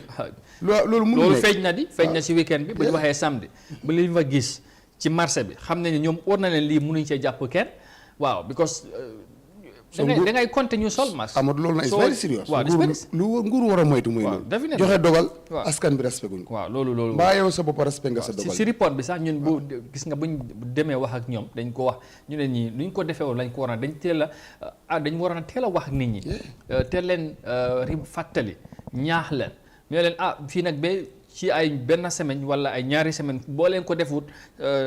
dogal bii la ñoo jël waaye jékki-jékki rek génnee bataaxal wax ne fii ba samedi dooree ko samedi bañ ci kanam ku dem ci mbooloo solo dañ la bu ñu la jàppee da ngay fay $1,000 ba pare police yi doolal nañ leen pour ñu téye nit ñi loolu tamit loolu leneen la te loolu amul amewuñ fi nguuri king waaw nguur gu fi nekk dafa wax ak nit ñi waxtaan ñi teg ko fa suñ buggee génne loi ñun government bi dañu am lack of communication. waaw definitely loolu problème yi nguur gi la dañ dee jékki rek ne lii mooy am waaye not mënuñoo waxtaan ak nit ñi ministre yi ñaata nit ñoo fa nekk yebala ñu ci plateforme si fileeg bis sàngam di ñaax nit ñi fexe leen nga teg am na nag loi bu si war a ñëw askan da ngay wax ak ñoom waaye du pen rek biir rek sànni si ngelaw li mu dem dañ koo téye comme ngelaw rek dafa ministre tey ku ko gis si plateforme muy wax nga dégg ko si rajo muy wax da nga naa waaye kii mooy ministre bi amee wàllu wér-gu-yaram kii lu ma wax jar na bàyyi xel waaye bind rek gars yi dem tasaare ko du noonu leen dee dem di wax ak askan bi loolu daf si baax trop ma ne problème bii rek Sénégal ministre bi dafa njëkk génn ñu tënk bagage yi yëpp tënkaat li ñu si war a am yëpp général ku ñëwoon si ECOMOG bi François moo jiite loolu ñu dem tënk luñ so yóbbu ko si président bi ba doo mën a toog si office rek génne benn président rek sànni ko si social media bi ñu pasare ko sànni ko solu face masque $1,000 dafa yomba te nag boo ko defee nit ñi respect guñ ko yow kàddu nguur dañ ko war a respect waaye kàddu nguur dafa war a am lu ko war a jiitu bu ko soo respectul sa kàddu bi askan bi duñ ko respect te waruñoo àgg ak si nguur nag muy joxe dogal nit ñi di ko faram bu di wéy kon kooku dafa war a xalaat boppam waaye lii jiitu ñoom dañ dee indi seret bi balaa fas bi this is the problème. waaw ci communication bi. daf dee des trop feeñ na sax ci public. parce que duñ dem fu ñu war a dem duñ fa dem dañ war a dem di wax askan bi. waaw am nañ plateforme yu bari tey buñ tasaareewul seen fukki nit. ñi dem si rajo yi ci wàllu dogguma la sax ci wàllu communication bi ngay wax mooy ci African Liberation Day gis neen lu fi am ñu génnee ñaari bataaxal yu génn beneen bi génn nee na du nekk public holiday Gambie beneen bi génn nee dina nekk public holiday bu yàggul Korité bi ñëw. balaa ñu génneeñ public holiday jox nit ñi ñaari fan beneen fan bi far nekkul sax Korité bii tamit mu ngi tabaski bi benn fan lañ joxe loolu tamit jëndawaat na beneen coow. man dama fa def fan ba leen dugal fii wax naa ko gars yi ma ne leen bu ñu rëcc fële boobu leen dugal fii bot lii te tàmmuñ ko woon ñaari fan la waxoon loolu lañ doon gis ñu joxe nit ñi tabaski benn fan la waaw tabaski moom si sareera ñetti fan la waaw benn fan nag askan bi ñaxtu neen ko de waaw loolu laay wax yow ku war a dem julli ji bansa wala base talaata suba nga ne kooku Wednesday dafa war a ñuy xëy si liggéey Banjul loolu tamit. loolu affaire la. mun naa am dinañ si. xaw ma te loolu fekkoon ne sax noonu lañ ko doon defee ñu ne waaw waaye la moo tax ren upside bi ñu si bëri Wednesday la ñoo julli de pour mu leer. waaw exactly foofu tamit opsi moom Wednesday la ñoo julli foog mu nekk ñaar bis. te loolu war nañ koo sóor. maybe Banjul area maybe waaw dina am ñu si julli. suba waaw ëllëg. waaw terewul sax dina am ñu fi julli. ak compte news bu ñu am si biir réew mi. waaw waaye li gën a bëri upside. waaw Wednesday la ñu. waaw definitely. bu ko ñoom xibaar boobu lañ dégg soo waxee ñoom sax luñ faral. yéen moom seen julli gi. daf leen ñu ngi xaar suñu bés. parce que ñoom miin nañ ko. upside moom bu ñaari julli amee rek xam ne lu gën a bëri. fu ne ni Wednesday la ñu. léegi nag ku dem julli si foofu moom mu ngi war a bés bi tabaski nga ne foofu ngay jógee ko comme yow demuloo julli soo loolu tamit nguur gi dañ ci war a boo yëpp si communication bu ñu doon wax soo dañ doon joxe ay firnde rek ñoom ñu gën see bàyyi xel parce que tamit léegi bu ñoo jël ay dogal dañu war a sóoraale loolu. non Amadou nguur dafa am lu bëri loo dajale. waaw soo da nga am loo matale ba pare soo moo tax lu si nekk. am nga ay borom xam-xam moo tax nguur dafa balaa moo génne dafa war a xam lu muy génne parce que dañ ko jox lépp muy xalaat yëpp mu ngi si moom. matériel yëpp mu ngi si moom. kooku su génnee rek lu moo génne war na nekk lu tegee. lu correct la war a génne. boo génnee li ëllëg nga génne la kon kan mooy xalaat. ana nguur bi. kan mooy xalaat xanaa kenn nit rek moo fa nekk di xalaat nguur leen wax. li nga soxla yëpp mu ngi si sa loxo. soo xalaatal lii war nga ko xalaat ifin before war nga xam ne julli fii bu nga jàppee Tuesday dégg nga keneen ñu ne Wednesday. so loolu naka ngaa yu mayaatee benn bis Tuesday kon yow ñuy julli def Wednesday da nga leen ne yoon sa julli bi fulaalu loo ko. of course te loolu mooy gën a bëri si réew mi den Tuesday pour mu leer ëllëg dina leer ñi julli Wednesday mooy gën a bëri si réew mi góor biti réew mi yëpp bu neexee yàlla Wednesday si ñun lu ñu def gëstu bu ñu def Wednesday mooy gën a bëri julli si ñoom. den Tuesday mën ngaa na just Greater Banjul area léegi sax li ñuy waxee nguur gi la ñoo wax nguur gi mooy julli Tuesday loolu nga dégg nit ñi di wax waaye ñeneen ñu Wednesday la ñuy julli so loolu lu war a bàyyi xel la léegi nag nga jël Tuesday boobu rek def ko public holiday Wednesday boobu li ëpp si réew mi di ko julli nga bëgg ñi dem julli seen famille ñëw liggéey si. am nañ yaakaar lu doon am dinañ génnewaat beneen xalaat. wala dinañ génnewaat beneen bataaxal. waaw definitely because lii tamit beneen mbir la def xew na ci korité bi mu war a xewaat tamit ci bi li nga xamante ne buñ ko waxee wala ñu jël ci ay dogal dafay jur ay wax yu sew wala ay coow yu sew war nañ koo moytu te saa yu nekk ci ay public holiday la ciy gën a bari buñ génnee léegi dañ doon dégg ñu ñëw ñu déggalu. te am opportunité pour xalaat everything. waaw te nguur am na opportunité pour xalaat léppam. opportunité bi mu ngi fa pour xalaat li war a ñëw ëllëg am nga ñu ko xalaat. soo ñooñu lu tax duñu def seen liggéey. def consultation du war a mel ni rek benn Amadou nii rek nii laa ko bëggee ne laa ko bëggee fekk am na leneen because nguur leen wax. Banjul boo koy na ñëpp seen xalaat bu la neexee nga teg ko si beneen table. soo kooku nag bu jumee jumaat nag mën nañ ko ooyee leneen de. waaw definitely su ko defee mu ngi noonu xam nga ñu réew mi moom ñun dañ dee dafay xew luy xew rek ñu wax ci. ñu pare ci ay benn few minutes ak benn week few days mooy loolu leneen bu juddoo ñu demaat ci loolu. su ko defee ñu danaka ñu gërëm la bu baax. wisaat la happy tabaski in advance ñaanal la jàmm ñi ak ñi seetaan yëpp yàlla nañ ko fekkee déwén ak at yu bari tamit su ko defee ñu bàyyi la ñu tàggatoo jox gars yi rendez-vous incha allah. maybe xam naa suba moom good morning du am moom. wala foog ñu dem si bu ñu si taw bi bàyyi. waaye nag good morning bu amut seentu leen yeneen yu doy waar ci kër bi suba. incha allah surprise. waaw xam ngeen ne fii bee mën naa fi fan yi waaw dina nekk beneen doxalin. waaw liggéey bi moom day continuer incha allah. waaw bokkul façon foog ñu gis yeneen. waaw foog ñu gis yeneen parce que nag. oto bu si kanam la ñuy korna de amul. waaw wax nga dëgg de. waaw oto bu si kanam rek la ñuy korna. am na ñu topp tànki ay Afrique waaye oto bu si kanam la ñuy korna. waaw maa la wax loolu. yaa ngi dégg lu ma maa ngi dégg bu baax. so loolu la waaw loolu am na solo su ko defee ñu jox gars yi rendez-vous incha allah. waaw di ñaanal gars yi yëpp tabaski jaama. ñu ko commencé si bisimilah rahmaani rahiim àggale ko si alhamdulilah rabbi ñu ñaan yàlla yombal lépp ñu fekkee ko ay at yi bëree bëri si barke Sidina moom gars yi nag nee neen lépp loo bañ mu agsi rek bul ko jàppal bis kay boo ko jàppalee bis mu agsi de waaw loolu de moom so yàlla ñuy fi fekk ñun ñëpp si barke Sidina am na solo di gërëm ñuy seetaan si réew mi ak si bitim réew yëpp di leen ñaanal tabaski jaama waaw métti na nag waaye sant yàlla bo rawatina waa bitim réew yi seen jàppale si ñu ñaanal leen tamit waaw ndokkale leen ñoom seen taxawaay gërëm leen tamit gars yi di war a picca nga sa ko waaye xel maa nga si suuf waaw ñu ne leen jaare leen waaw surtout si jamono buñ toll si jamono bi waaw comme wax nga sànq lu am solo bu du doon ñoom lambaay dana gën a ñaaw waaw maa la wax loolu loolu moom lu leer la waaw loolu moom lu leer bi ko soo demee si banque si rek ñu na demuñ si banque si kenn yo li fi ni waaye dafa yow li nga amul bul tax nga tere wax lu am waaw definitely waaw demuñ si benn banque gisuñ kenn yónnee wuñu bu ñu foog ne xëy na dañu yónnee moo tax ñuy wax waaye ñun yónnee wuñu waaye ñu ngi gis luñ gis loolu waaw definitely te loolu suñ ko xayma woon tey waaw 95% bi lu dog buum ngi fële la jógee de so loolu na foog ñu ñaanal leen jàmm waaw so lu si am solo la daal waaw lu si am solo ñu gën leen ay jàmbaar lañ waaw ñu gën leen si góor yi du si jigéen yi ñoom ñëpp te itam ñu si biti ñuy wax jàmm si réew mi parce que lu di wiis itam jàmm réew mi ñu defal fi ku si nekk rek sooy wax nga jiital si jaama te xam ne tabaski bi ay ëllëg ak gannaaw ëllëg yëpp jàmm rek la waaye su nekkutoon loolu dara du fi xew waaye kon ñu sant yàlla si jàmm jàmm ji nag dina fi continuer parce que réew mi am na nit ñu baax waaw am na nit ñu baax te ñu ngi fi te ñu ngi ñaan te yàgg na am nit ñu baax ñaan yooyu dina continuer di téye réew mi ku ko bëgg a yaaxa nag si yow si sa kaw lay dal de du sotti pour loolu ku bu nga xam loolu du sotti wax ci bari na si social media bi param toog si bi nekk wax lu la ne waaye yëpp sànn wuy dem si ñëw nag observe bi doy na si kayit bi sànni boo xam ne day dem ñëw kayit bi doy na si ndax bu la dalee du métti soo kon di jox gars yi di dajee bee suba wala gannaaw ëllëg waaw ñu xaar yu bëri comme noo ko waxee ci ay surprise ci ay yu bëri ci tabaski bi war nañoo yëngal incha allah te dina yëngu ngeen xaar ay Afrique ci yu bëri ci ni mu ko waxee waaw ak gars yi Binta defe na bul xaaral bàyyi rek ñu bu gars yi bàyyi in substance waaw ñu toppal ñu rek incha allah comme ni nga koy defee xam ne bi julleekaay yi bëri dinañ fa dem digtal leen imaam yi xutba incha allah waaw yooyu yëpp yaakaar ne imaam yi dinañ xutba jàmm waaw ak mbiri tribalisme bi ñaax si nit ñi te xam ne xeet yàlla indiwul ko pour ñuy xeex daf ko indi pour ñu xamante yërëmante su ko defee ñi ñaax imaam yi bëri ñu def gën a bëri seen xutba si loolu moo gën a bëri ay Ismaïla ba mu rendee loolu téeméeri junne at ñu ngi ñu koo wax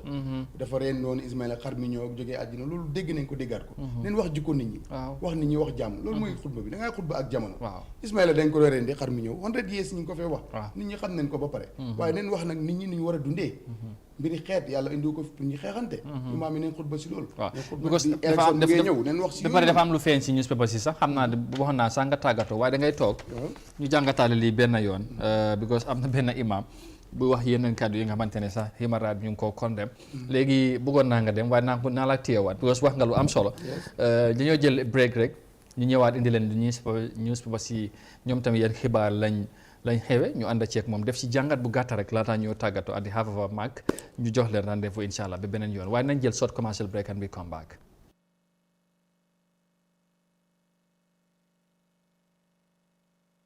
A 9-month tuition-free course in film and photography at the Media Academy for Journalism and Communication is something you should consider. The training is supported by the European Union-funded Youth Empowerment Project. The course is open to Gambians aged 18 to 35 who have completed high school and can read and write English language. Migrant returnees, women, and people with previous experience in film and photography are encouraged to apply. Interested candidates can pick a form at Majak opposite GNPC gas station in Bakau. Forms are also available at all regional youth offices. You can also download the form on the YEP website and on all our social media handles. Completed forms must be submitted at Majak or online at majakgm@gmail.com on or before Monday, July 21st, 2021 at 4 p.m. For further inquiries, please call 222-6490, 372-5053 or visit www.majakgm.com.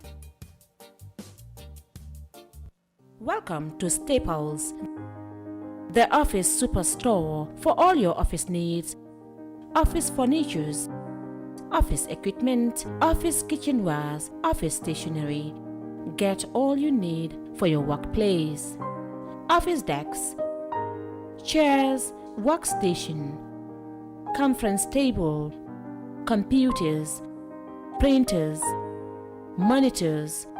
sofas, filing cabinets, water dispensers, microwaves, ovens, air coolers, and lots more. Staples, the best superstore in the Gambia.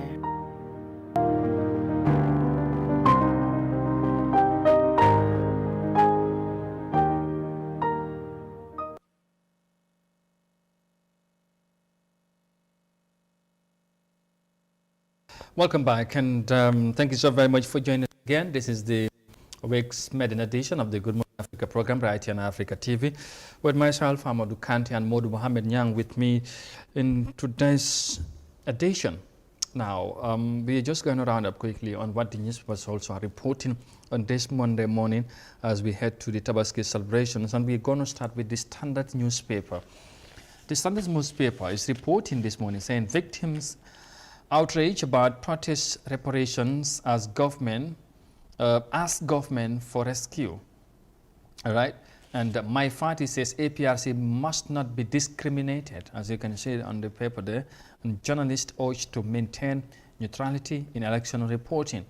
And NHRC condemns Babylon Alcalo's comments on Christians. All right, and Yamoransa model / Gambia launch at St. Joseph's. There is one of the main headlines, as you can see on your screen there. So go ahead and check on this one.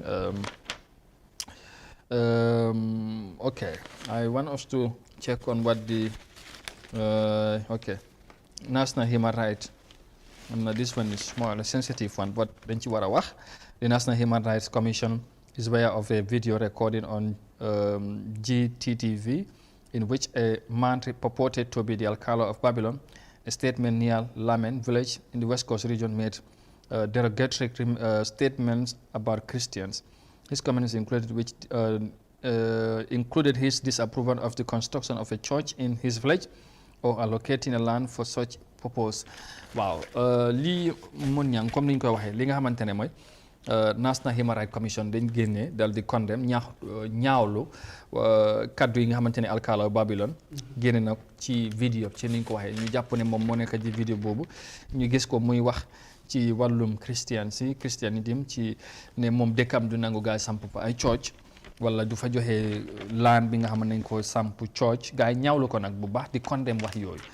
soo yooyu dafa dellusi rek ci yi nga doon wax ne jàmm bu ñoo sàkku ci réew mi ku ne war na cee mën a bàyyi xel surtout ci mel ni baaxoo ñu ko déggat wala di ko gis ci réew mi waaye surtout ci kilifa bi nga xamante ne nee nañ ne Alcalo la buy wax lii ba tey nii di ko dégg ci ay vidéo loolu war nañ ko ñaawlu te tamit daaxalu ko. lu doy waar la te mën na jur leneen. waaw parce que soo ko bañee si sa dëkk te réew mi dafa dëkk ak catholique dëkkan bu rafet. absolument bañ bokk sax bu ko da nga gis famille. ñi nekk catholique ñi nekk ñi nga xam ne mooy muslim. kon loolu moom ñun Gambie amuñ dat problème. soo te duñ ko fi invite tam. loolu leer dañ koy teel a wax sax loolu askan bi duñ ko nangul kenn. te is not a problème jumaa bi ak cooj bi ñoo ñëpp yàlla rek leen fa soxla lii problème bi rek ifi ñaa ngi dëkk ak moom ñoom seen time bu jotee ñi def ko dem rek waaw man xaw ma keneen waaye man mun naa dëkk ak cooj su ma nekk bi sa si cooj bi aw ma si problème loolu is not my problème bu leen neexee ñi nekk seen cooj ma nekk di julli parce que benn yàlla bi rek leen yaakaar so there's no problème te yàlla loolu la dogal si réewi Gambia loolu musuñu am problème am so doo ko bañee sa dëkk waaye mu ngi sa dëkk bu la jegee da jege Babylon dafa sës si Lamin is how many church moo fa nekk jumaa yi ñu ngi fa yaaxalante wuñ dara so loolu la yàlla dogal ci réew mi kon buñ ko fi invite amul fi place waaw buñ demee nag ba toll ci réew mi ñuy dégg ay affaire yi xeet joxe wuñ ko yu mel ni di jib surtout ci ki nga xamante ne mooy kilifa la loolu war nañ ko mën a ñaawlu te tamit war nañ see tiit sax parce que comme ni nga ko waxee ci période buñ toll wax yi bëri na cool yaa ngi ko doon wax ne yaa ngi ci doon wax sax imaam yi nañ ci gën a mën a kutba ci surtout ci tabaski gën a ñaax nit ñi tiddal fàttali leen tamit seen taxawaay ne yenn yi def ko fi jarut kon nañ ko yàgga waxee affaire élection bii nii coow lee moo ci des rek ñun ñoo ci nekk di wax kan mooy wiin nangam waaye yàlla moom noppi na démb balaa tey loolu la ku xam ci loolu xam na yenn yi doo ci dugg definitely yenn yi doo ci dugg te spécially musique islamo christienne moom loolu moom Gambie amuñ problème boobu dafa rafet ba pare te nu ma ko waxee ci gannaaw famille neen ba pare so boobu amul ci ñi tegee ko sayet because lëkkum diina kum waliya diina ku nekk rek Gambie loolu moo fi nekk ku nekk toppal diina bu la nee so yooyu itam nag nit bu ko neexee mu jënd kër foofu ñëw ceeñ ko cooj te amul fenn fu ñu bind na loolu warul nekk so loolu du problème lii problème bi yow lijjantil fexeel rek ba sa dëkkandoor ak moom mu rafet ñu am jàmm yee waaw loolu rek moo am solo ba pare ñun yëpp dañ ko deñ saa yu nekk tiitaroo ne ñun dañ am lu unique ci réew mi léew nuñ dëkkee en tant que ay Gambia doo xaajale bi du feeñ ci dara ku xewle demalante bi ak dikkalante bi diggante ak jullit ak christian dafa nekk lu unique te loolu dañ ko war a maintain te loolu xam naa lii sax du tax sax non duñ ko dara waaye tamit comme wax la te ñoom ñi nga xamante ne te ñoom yëngu neen waaw ñoom buñ ci àddoo bu yegsee foog ñu jàngat ko foog ñu def ci jàngat te tamit moo tax ñu cee wax su ko defee gannaaw standard ñu move on to the New Day newspaper ñoom tamit tey li lañ xëyee citizen participation can only enrich our democracy. Another one says lack of progress in Busumbala, mothers' worries, aggrieved parents. Lamin Queen Jame, NPP spokesman, talks on New Day. And Yankuba, another one here, enriching the Gambia's democracy, one lawsuit at a time. This has to be Gambia participate actually send guy. Yankuba Toure verdict is beginning of the end of Jame. The paper is reporting this morning. And last but not the least on the headline says government not paying up on reparation promise. So mu ngi ni ci lu ñoo wax xibaar yi interesting nañ so affaire Yankuba ba léegi mu ngi ñëw ci xibaar yi loolu moom xam naa ne leneen beneen li nga xamante ne mooy ñu ne Oseville Mendy, father of Mary Mendy and custodian of Zelsin Gomez, both of whom were found dead in a gruesome incident in April, has told New Day that he has not been satisfied with the pace of the investigation into the murder of Mary and Zelsin, especially with the post-mortem process. Waaw bii moom mooy bàyyi xale bu jigéen bi ngi gaañu woon bu ñu rewoon bu Sumbala yaa ngi fàttaliku loolu ak xale bu góor bi Marie papam dafa mel ni mu ne moom waaw dafa xala kontaanul wala daal geste yi ñoo def ci mbir mi ba léegi gis kontaanut ci daal gis ci waaw ci doxalin bi affaire dafa xala yéex ak moom te tamit nee na sax ne surtout ci wàllum li nga xamante ne mooy post-mortem bu ñu wax mooy nga léegi nit bu gaañoo foog ñu test ko ñu xam lan mooy indi accident bi wala incident bi yooyu yëpp nee na moom daal yëf yi nu mu nekk di demee daal dalul xelam waaw loolu la ci wax gannaaw bu mu sekkee xibaar ak suñu naataango yi nii waaw bu mu xewee après ba léegi waaw dara lu leer feeñagul ci yëf yi jël na ab diir waaye mbiri investigation nag léegoo-léeg mu gaaw léegoo-léeg du gaaw waaye moom tam lii mu def yoon may na ko pour mu jéem a taxaw ne doxalin bi li si xew dalut xelam moom gis-gisam la wax léegi li si des nag des na si ñuy amee mbiri pour ñoom ñu gën a gaawal seen liggéey pour investigation bi mu mujj foo xam ne askan bi dinañ xam result bi waaw voilà ñu jeexalee ak TRRC xam nga ne buñ paree léegi ñu ñëpp ñu ngi seen tour report si waaye leneen li ñu war a def mooy réparation mooy dimbale ñi nga xamante ne mooy ñu sonnoon victimes yi ak yu mel noonu léegi nag waaw ñoom nee nañ nguur gi seen taxawaay liñ déggee yu ñu déggee woon ci wàllum joxe xaalis wala dimbal ci loolu dafa xala tagatembe mooy motalale wuñ ko the Truth Reconciliation and Reparation Commission has told the media that the government has failed to pay up its commitment and promised to sufficiently fund the reparation budget of the TRRC. The government had disbursed an initial 15 million in 2019 and has expected to make another 50 million to be used to fund costs associated with reparations for victims of the human rights abuses under Yahya Jammeh's regime. However, the government has not honored this commitment. So TRRC bi nee nañ dige yu nguur gi waxoon nañ ko def pour jàppale ñi nga xamante ne mooy victimes yi nga xamante ne loru nañ ci nguur Yahya Jammeh matale wuñ ko joxe woon nañ half bi 50 million in 2019 waxoon nañ joxewaat beneen 50 million waaye depuis boobu ba léegi jotaakuñ ci dara dafa mel ni dige yu ñu defoon wala yu ñu waxoon nguur gi defut ko dañ fail ci côté boobu ci xibaar bi nu mu ko indee tey ci TRRC bi nuñ ko waxee tamit ñoom noonu la ñu wax taskari xibaar yi waaw lu kéemaana la nag parce que comme ni ko olof yi defee digge moom bor la waaye xam naa ne mbiri TRRC bi ak nguur gi dinañ si dégg mun na am sax yeneen dina si xewaat lu gars yi di complain yu mel nii ko dafa nekk si jamono bu nga xam ne nii wax dëgg yàlla nguur gi fu nekk dugal la gën a soxla si génnee léegi loolu moom mu ngi si. ndaadu waaw te xam naa ne waay askan bi ñu bëri ñu ngi ñaaw njort si lii mu parce que demee fa léeboon lu pen rek. waaw moo tax nag li gën a am solo mooy ñi nga xam woylor yi ñoom lu mbir mi war a demee léeboon lu pen ñoom war nañ leen mën a ndàmp su ko defee seen xol mën a dal te loolu yàgg na am. waaw su ko defee loolu sax moo war a nekk lu nga xam ne loolu leen gën a war a mën a jublu den leneen jéem a dàmp ñu nga xam ne ni way loru leen si nguur gu fi jógee ñoom itam buñ leen dàmpee rek mun naa am dinañ fàtte so ñu jéem a puusaat leneen réew mi jëm ci kanam. exactly because gis nañu ay fan yi teel si ñu ngi yëngatu ci ay mbir di gërëm seen ñi leen jàppale. di leen gërëm ci loolu. tamit wax nañ ak media bi kon ma koy ci wàllum because am na ki ma doo waxal mu ne gis nga TRRC bi nu moo mel ni dafa mel ni sax musut fee xewati Gambien si ñoom lu nekk dañuy xewale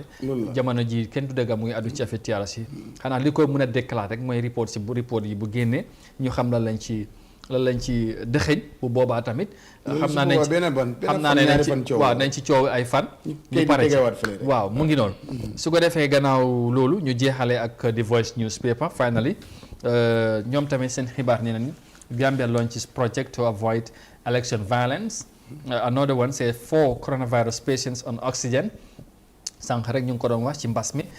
AU to Africa Integration Day. Leneen li mooy presidential aspirant promises to rule Gambia fairly. Mu ngi noonu. Last but not the least on the Voice newspaper is NA. The National Assembly suspends session as ministers fail to appear. That's the main headlines on the Voice newspaper this morning. Maybe ñu wax ci presidential aspirant bi rek ndax ci wàllum politique bi mbas mi moom waxoon nañ ci léegi kii moom presidential aspirant leader of the opposition People's Alliance Party who seeks to unseat President Barrow in December poll has promised to rule the Gambia honestly and fairly. Mooy kenn ki nga xamante ne kenn ki nga xamante ne moom fas naa yéene bokk ci jongante presidential election bi te mu am yéene jëlee fi président Barrow ci décembre nee na daal moom fu mu nekk ni yéene bu mu am mooy wala diggee bu mu diggee mooy bu jëlee réew mi dina ko jiite ci jub ak yemale waaw loolu la diggee baax na si njiit lu mu wax noonu waaw Mr Mane waaw moom loolu la wax mu ne réew mi dina ko jiite ci jub waaye ci yemale waaw mu ngi noonu mooy waa baara bi waaw moom Ibrahim Tabara Mane moom xarama seet ndax naa gis tuur gi waaw ok waaw moom la Ibrahima T Mane waaw moom la de waaw moom loolu la wax yéene bi rafet na waaye waaye bàkk na njaag de bàkk na njaag lamb jooyu du caaxaan Amadou bu pënd gi wëree xam naa bu pënd gi lamb jooyu du caaxaan December foot lamb ju rëy la si réew mi